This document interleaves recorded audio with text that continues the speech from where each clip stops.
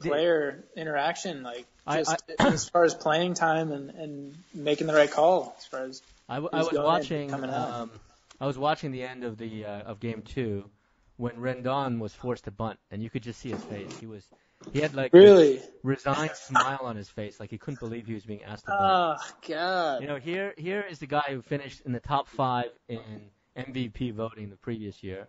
He's been injured this year, so he doesn't have as good numbers, but he's still one of the best hitters in the league. And he hasn't bunted a sacrifice all season.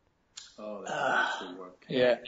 And Bryce Harper's behind him, so even if his sacrifice is successful and Worth gets the second, you know they're just going to walk Harper, and it's just taking the bat out of Harper's hand. Yeah. So it's a completely useless move. And then when the count went to 3-1, which is, huge batters count, and Familia was having trouble getting in the strike zone, they still had him bunt. I think that was the big managerial mistake in game 2. Yeah. So losing that connect with the players is big, huh? Yeah. I mean, it's tough, you go from Davey straight to somebody who's considered tight. It must be a little bit. I mean, Davey Johnson was manager of the Mets when they won in '86. Yeah. So. Yeah, I mean, I wish he was a bit younger. He could have stuck with us a bit longer. Yeah. So I liked him, yeah. Even 2013 wasn't that great, but still, I mean, it was good. I liked him. So you think the Nationals keep beating Desmond next year?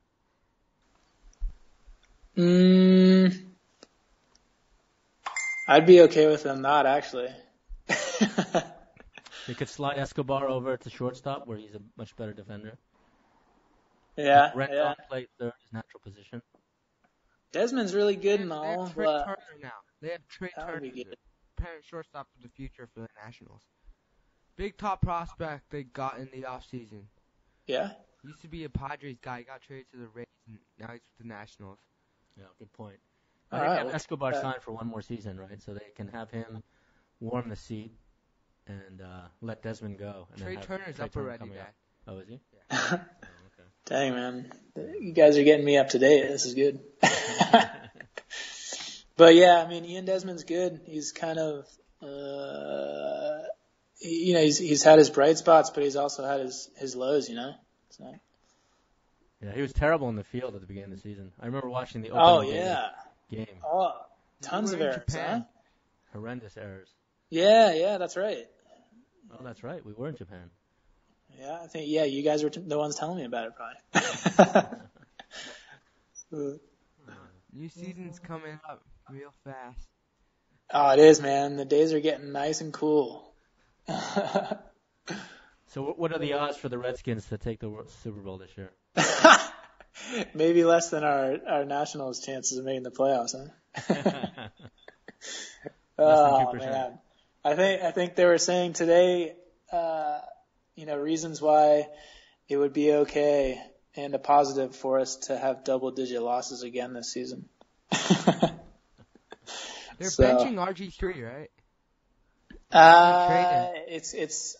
He still has the concussion stuff going on, maybe, but I think we're just going with Cousins right now. So, which is fine. I think RG3 is probably not going to be with us either next year, so maybe even halfway through. I wouldn't be surprised at all. So. What are the chances the Redskins change their team name? Oh, man. Now we're getting political. Huh? That's a tough one for me. I don't know how I should answer that one. Oh, man. I think they're still pretty low. Okay, here we have a question from PC that maybe Wince you can answer. Who was the greatest Washington Senator or Nationals player ever? Senator, National player ever.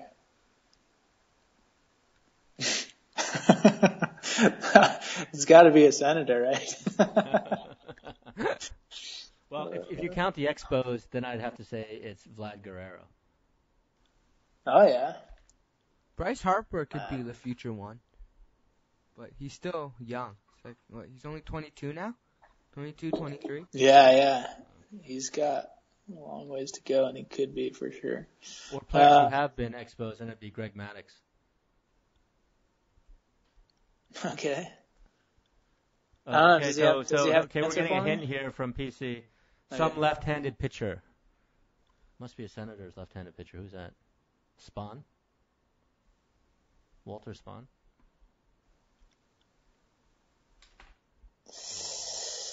Don't know. Gone blank. Yeah. Oh, Mickey somebody. Who's that? Mickey somebody. Left-handed pitchers for the Senators. Who's that? No idea. I only started really following him. Is this after they came to DC? That would be Drew Storen. Yeah. What's the answer, though? This is of all time. Let's see if PC will supply the answer for us. For the Senators or Nationals. So the DC franchise. Okay, Warren Spahn was Milwaukee. Yeah, okay, I got that wrong completely. What's Warren Spahn was Milwaukee? Yeah. And the Milwaukee Braves. Oh, it's really long ago. Keep Mouse. All right. Well, we're getting the hot plate heated up here. Okay, thanks for calling in, guys. Yeah. Good work, Jamie. Nice one, Stephen. Thanks, Bobby. Sounds good. Hey, Pat, I'll call you about the boots. Okay. I still have to talk to the guy again. Okay. Yeah, I'll try and plan a About trip the up. last questions you had. All right, I'll plan a trip up sometime. Sweet. Good job, guys. If the Mets I enjoyed it last week, too. It was really good. If the Mets get knocked out of the NLDS, you want to go to any cycle instead of New York? We'll talk about it. All right, thanks, guys. Cheers, Stephen. Yeah, we'll keep listening. All right. We'll listen while we eat. Kamate. See you guys. Fine eating. See ya. Bye-bye. Okay. All right, Jamie, you want to talk about the Harvey controversy, or is that over? No, we can talk about Harvey. All right, what do you think about the Harvey controversy? I think that Harvey is... Well, did you see they changed his Wikipedia page from The Dark Knight to nickname the Joker? So I was reading, Bleacher Report the other day. They were rating, all-week duds. And everyone was based on performance, but starting pitcher, they put Matt Harvey, and no one was ever even close to Matt Harvey being the dud of the week. Well, it was pretty clear from his performance on the mound that, it was bothering him a lot. And I wonder what Harvey would pitch like, with this pressure over his head, these past few days. How is he going to react to that after such a bad I think he's shown that he's human, but he's not going to pitch on Monday. They've already announced Logan Verrett's going to take his spot. Verrett had a great spot start against the Rockies in Colorado, where he, I don't know if you remember that series, but both the Rockies and the Mets were scoring. I think the games were like 10-8 or even more double-digit games. And Verrett came into that environment and shut the Rockies down completely. So that was pretty impressive. Yep, and so who knows? Maybe, and let's not too far ahead, but if the Mets potentially make the playoffs, normally in the playoffs, it's 4 starting pitchers. So would you, if Harvey continues, they said Harvey probably 2 more regular season starts, 1 against the Yankees and 1 against Nationals. It's sort of the 2 most important series coming up. If he can, we don't know how he's going to pitch, but if he pitches ineffectively, in the playoffs, what will they do? Will they put, what do you think the rotation would be? Do you think it'd be Syndergaard, Matz, Harvey, and DeGrom, or DeGrom's, or maybe Cologne's in there? I mean, he had like a 31-inning scoreless streak. That's a good question. I think it's up for grabs right now. I think, a few weeks ago you would have not even thought about Cologne, but you're right. Cologne We should probably talk about that too. Cologne had his 31-inning scoreless streak finally halted today when the Braves scored 2 runs off of him in the 7th inning. But that's pretty incredible. That's the longest scoreless streak ever by someone 42 years or older. And I think it's the 4th longest streak in Mets history. I think, or the 3rd longest streak. I think Kuzmin had a 31 and 2/3 inning streak. And I think Seaver had a little bit longer. I can't remember what it was, 32 or 33 innings. But pretty close. He almost has the record for that. And so, with Cologne pitching well, DeGrom, he hasn't been as effective in his last few starts, but, he's still better than other starters that 3 runs, 2 runs, Yeah, he struck out 9 today. He struck out 10 even in his bad start against the Marlins. So he's probably, he's definitely there in the mix. Syndergaard, he might be tiring. Sure. All right. Syndergaard's tiring a little bit, but, he's still allowing about 3 runs a game. If Matz stays hot, he could be there in the mix. I think what's going to happen is Syndergaard's going to be there. I think they're probably, hopefully they'll just pitch Syndergaard for his home starts because he's not been very effective on the road this season.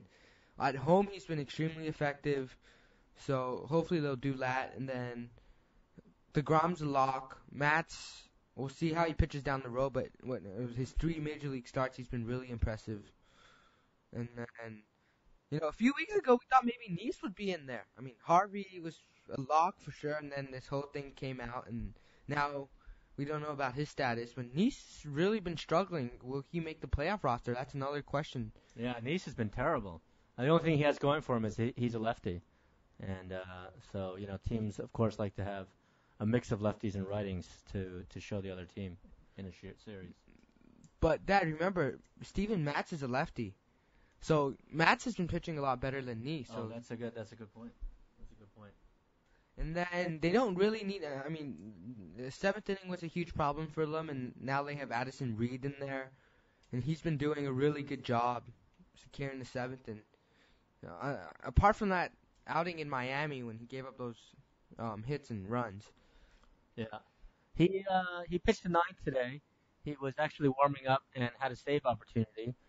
Except the Mets scored 2 more runs at the top of the 9th, so he came in with a 5-run lead. He left 2 base runners on, but got out of the inning unscathed ultimately. And he's got a great slider. When his slider's working and he keeps the ball, he keeps his hand over the ball and keeps the ball down, then he's good. His problem is sometimes his arm slot gets low and then the ball stays up, and then that's when he gets in trouble. But hopefully the Mets coaching staff can keep him in line. And in Miami was struggling, right? There were reports saying because Addison Reed is a pitcher that likes to pitch, down in the strike zone, but that guy, that home plate behind that day, his strike zone was a little bit high. He was not calling the strikes on the knees, which Addison Reed should have struck out somebody, and he didn't. So, hey Jamie, I have to go get my charger. You take over. Okay. So, okay, now we can talk about a few things. So, since we're on the Mets, I'll continue talking about them for a bit. So, looking at their schedule now at both teams, the Mets will play the Yankees. That's an important series. I don't like the Yankees. Hopefully the Mets will sweep the Yankees. That would be great. They'll play against the Nationals. That's another huge series. And then the Nationals, their schedule is actually pretty similar to the Mets. The Mets played the Braves, and then I think they may have one more against the other Marlins. I think it's the Marlins. Nationals play the Marlins like 8 times. They also have the Phillies, and then they have Baltimore. So hopefully Baltimore can quiet them down a little bit. And then they play against each other. It all leads up to that series at the end of the season, which, may be a very important series, or may be just 3 games against the Nationals to close out the season before the postseason when the Mets rest a lot of people. But we'll see what's going to happen leading up to that. And these last